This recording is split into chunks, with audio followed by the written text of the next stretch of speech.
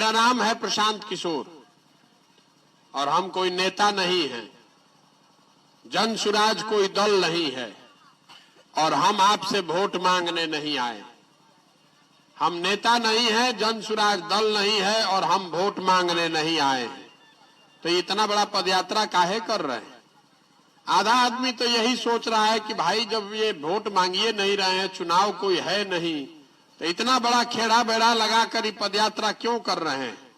क्यों संकल्प किए हैं कि पूरे बिहार में हर गांव, हर शहर, हर कस्बा, प्रखंड, जिला, हर जगह पैदल ही चलकर जाएंगे?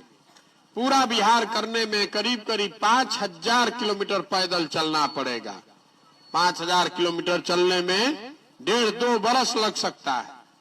अपना घर परिवार सब छोड़ के, सारा सुख सुविधा छोड़कर ये गांव गांव पैदल क्यों चल रहे हैं? गांव गांव पैदल इसलिए चल रहे हैं कि इस राज्य में जहां हम और आप रहते हैं, ये राज्य बिहार आज से 30-40 साल पहले भी देश का सबसे गरीब और पिछड़ा राज्य था और आज भी वर्षों के सारे प्रयास के बाद भी देश का सबसे गरीब, सबसे पिछड़ा, सबसे ज्यादा अशिक्षित, सबसे ज्यादा भूखमरी का शिकार, सबसे ज्यादा बेरोजगारी वाला राज्य बिहार ही है। ये दुर्दशा है इस राज्य की और इस राज्य में रहने वाले लोगों की। पिछले 30, 40, 50 सालों में आपने अलग अलग दल, अलग अलग नेता को वोट दिया, सब पर दाव लगाकर देख लिया, बिहार में कुछ नहीं बदल रहा है। पहले बहुत दिन तक कांग्रेस को वोट दिया गया, फिर लालू जी को जिताया गया, फिर जनता ने नीतीश जी पर दाव लगाया, अब मोदी जी को भी वोट देके हम लोग देख लिए, बिहार सुधर नहीं रहा है। क्यों नहीं सुधर रहा है ये बताने चले। आपसे बहुत कुछ सीखने भी चले हैं, लेकिन ये बताने चले हैं कि बिहार क्यों नहीं सुधर रहा है। बिहार इसलिए नहीं सुधर रहा है कि देखिए हमने के 5 वर्ष बैठ के बतियावत नहीं जा कि बिहार में कितना भ्रष्टाचार बा, शिक्षा नहीं खे, पढ़ाई नहीं खे होत, लइकन के रोजगार नहीं खे, सड़क नहीं खे, गली नहीं खे, नाली नहीं खे, खेत में पानी नहीं खे, यूरिया नहीं खे, खाद नहीं खे, बीज नहीं खे, फसल के दाम नहीं खे। ये 5 वर्ष आदमी बतियावता।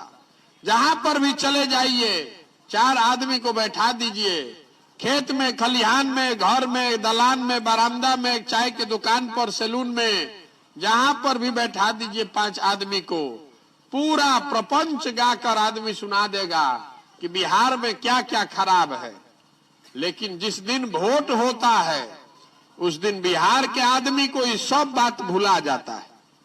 बिहार के आदमी को पिछला 30-40 साल में जब भी वोट हुआ तो 4 ही बात याद है। पहला बात, मेरे जात का कौन उम्मीदवार है, चलकर उसी को वोट दे देते हैं। जो जात से बच गया तो धर्म के जाल में फंस गया। हिंदू मुसलमान, सारा हिंदू एक हो जाओ, एक होकर वोट दे दो, तो हिंदू मुसलमान में फंस के वोट दे देनी। जे दोनों से बच जाता तो कहता कि ये भैया कतनो खराब बनो, कतनो रोड नहीं खे, रोजगार नहीं खे, पढ़ाई नहीं खे, भ्रष्टाचार बा, बहुत परेशान बानी जा, लेकिन हो लालू जी वाला जो अपराध वाला जो जंगल राज था वो नहीं चाहिए। कम से कम कोई आकर हमको मार नहीं रहा है, अपहरण नहीं कर रहा है, तो चलिए मन मार के ही सही भाजपा को वोट दे दीजिए। लालू का राज नहीं लौटना चाहिए।